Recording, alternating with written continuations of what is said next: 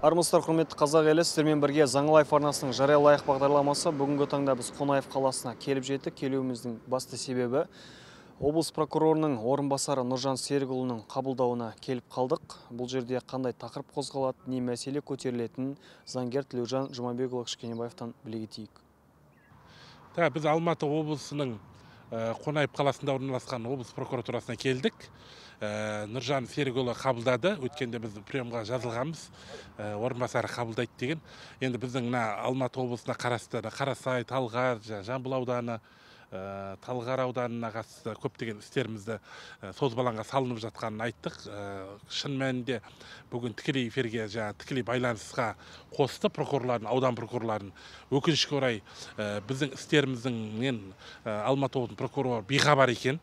Істеріміздің барлығына жалған, қисынға келмейтін түсініктемелер беріп, біздің істеріміздің барлығы қалай солай жалып қалған екен. Қазір қаланың облыс прокуроры орынбасары көріп, қайта тапсырмалар берілді, қайта барлығын көтеру керектігін, қайтадан тергеу амалдары жүргізу керектігін барлығын тапсырмалар берілді.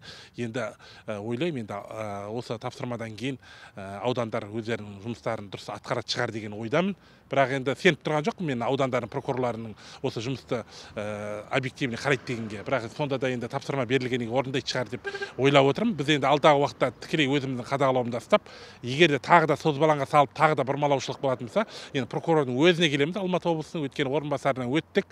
Орынбасардың тапсырмасына ешқандай да аудан прокурорлары әрекет жасамаса, онда облыс прокурорының өзінің қабылдауына келіп, тағы да бұл мәселені көтеретін боламыз. Біз енді осы істі тікелей өзіміз бақылауымызда ұстап отырамыз, сіздермен және бөлісіп отырамыз.